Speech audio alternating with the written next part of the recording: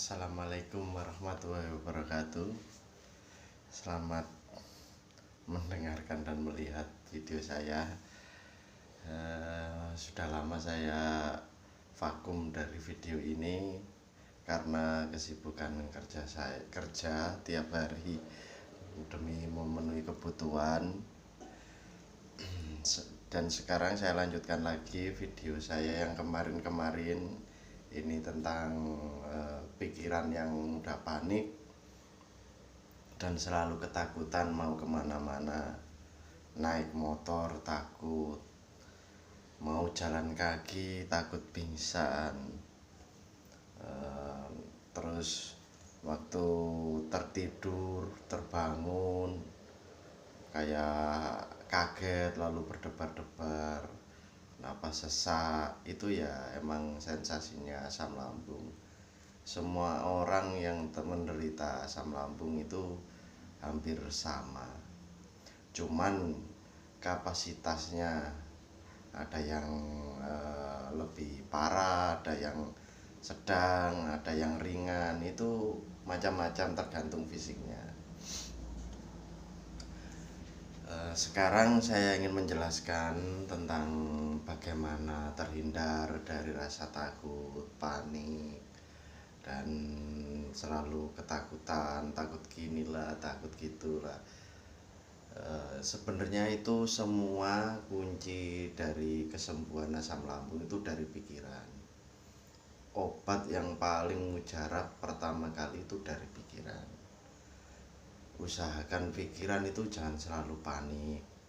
Caranya gimana supaya tidak panik? Caranya ya kita alihkan ke aktivitas. Berulang kali video-video saya yang ada yang kemarin-kemarin itu saya terus menjelaskan kalau pikiran panik itu memang gimana ya, memang sulit bagi orang yang masih parah-parahnya menderita asam lambung untuk mengalihkan kepanikan, mengalihkan ketakutan, takut gini takut gitu, melupakan sensasi masa bodoh itu pun sulit. Tapi saya yakin setelah semua teman-teman yang melihat video saya dari awal sampai akhir pasti membaik kalau bisa melakukan metode-metode yang saya jelaskan melalui pengalaman-pengalaman saya dulu waktu sakit sampai saya bisa sembuh total. Pertama-tama teman-teman harap sering-sering keluar rumah, meskipun ada rasa takut, ada rasa malas, itu pun ya itu emang seperti itu, orang sakit asam lambung harus dilawan, kita itu harus beraktivitas. Cuman masalahnya gini, supaya kita tidak selalu kambuh-kambuhan, kita latih. Waktu kita sudah mulai membaik, kita keluar, kita latih tenaga kita. Tapi harus jangan terlalu langsung tenaga itu langsung diforsir, jangan. Kita itu gimana ya, kita itu melatihnya itu sedikit demi sedikit, porsinya setiap hari ditambah.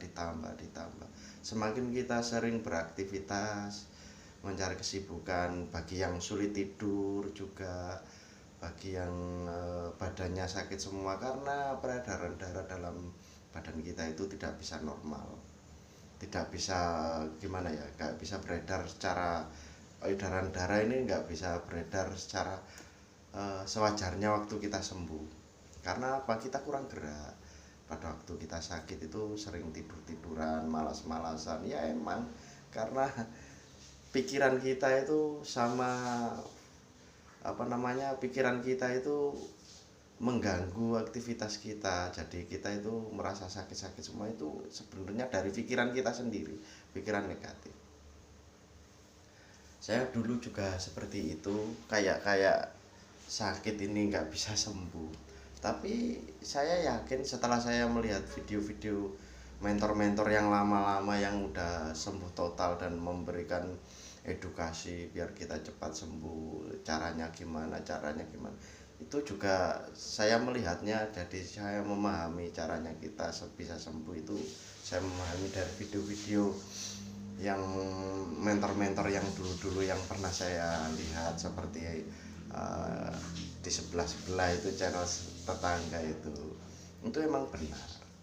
Kesembuhan obat yang paling mujarab itu dari pikiran kita. Obat apapun kalau pikiran kita masih panik, masih bingung, takut gini takut gitu, nggak ada rasa pasrah, rasa ikhlas, nggak bakalan sembuh.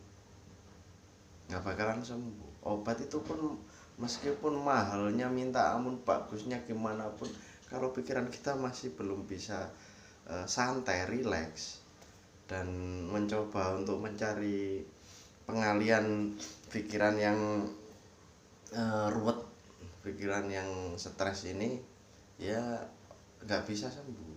Jadi kontrol pertama, pikiran harus semakin belajar merilekkan, dan semakin rileks obat yang mengkonsumsi obat, maksud saya, itu bisa sembuh. Karena apa?